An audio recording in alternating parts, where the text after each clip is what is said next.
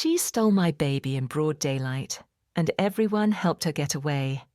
My husband and I were at the supermarket, and our baby was being especially fussy.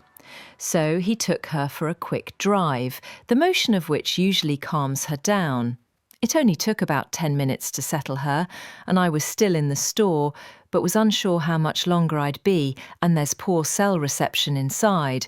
So he pulled back into the parking lot to wait for me. It was an unseasonably nice day, so he took her in her car seat to sit on one of the benches outside the store. He took a business call and had just sat them down, absent-mindedly rocking the carrier, when a woman, well-dressed, mid-30s, average height, fit build, approached them.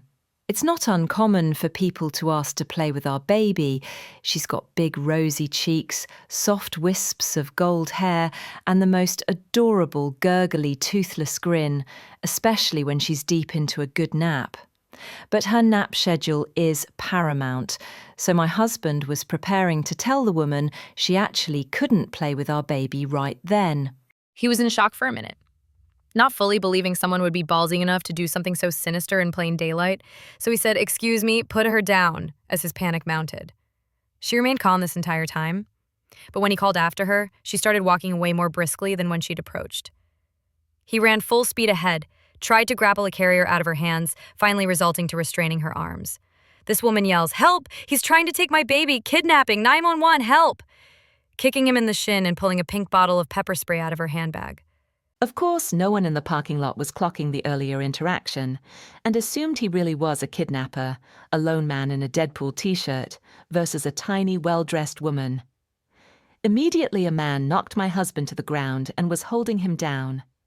He could hear bystanders encouraging the woman to file a police report, but she was doing a very convincing job of acting shaken up and insisted she just wanted to get home.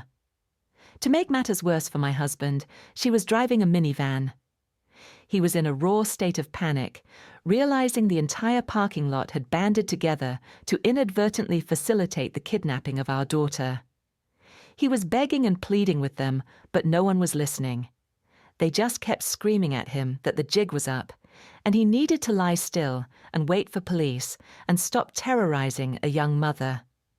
My husband finally had the novel idea to show them family pictures on his phone.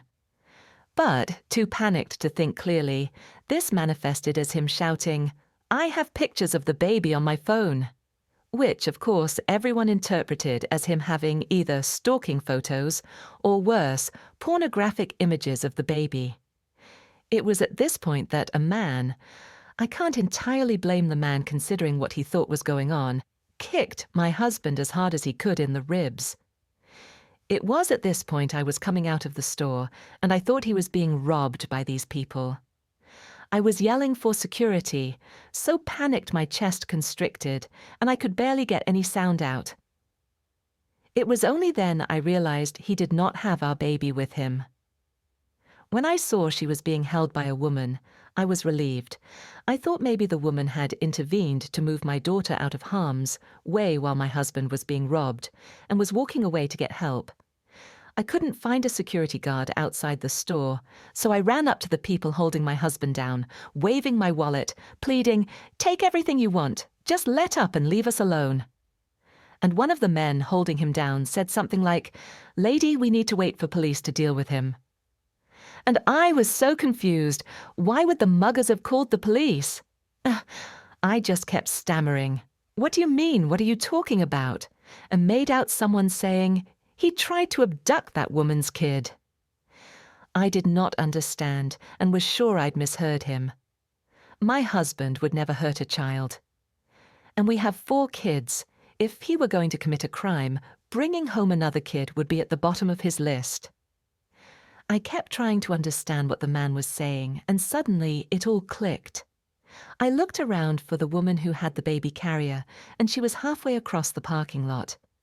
I went into total ballistic tiger cub mode, literally leapt out of my heels and sprinted across the parking lot. I'm not a UFC fighter.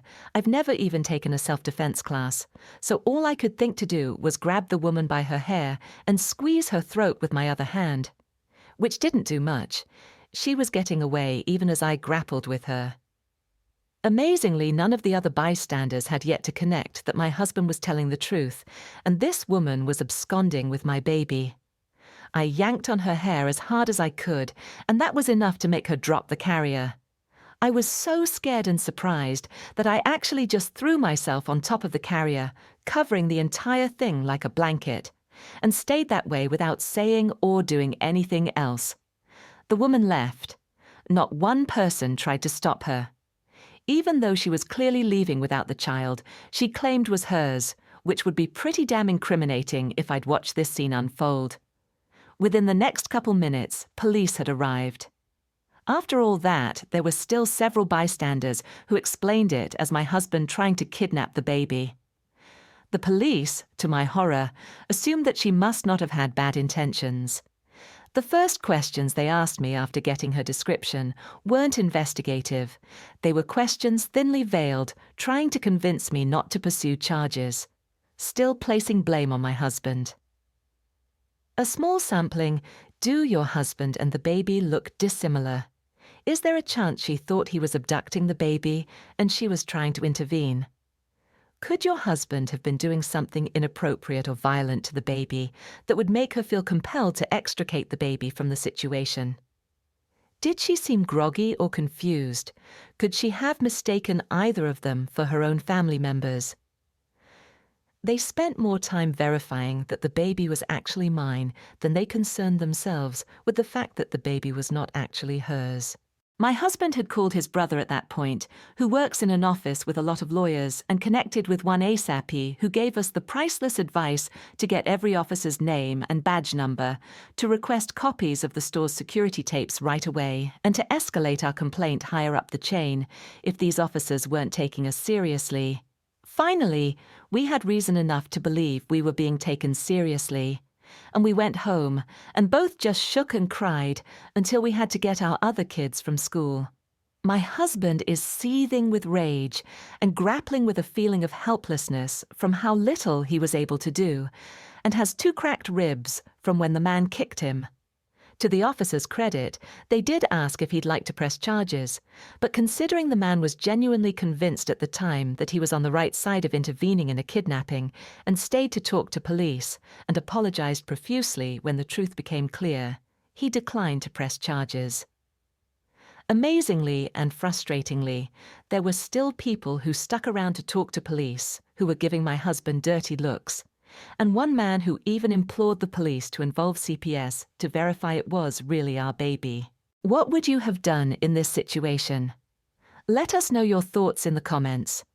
If you want to hear more real-life stories that will leave you speechless, make sure to subscribe and hit the notification bell. Thanks for watching. Stay safe and hold your loved ones close.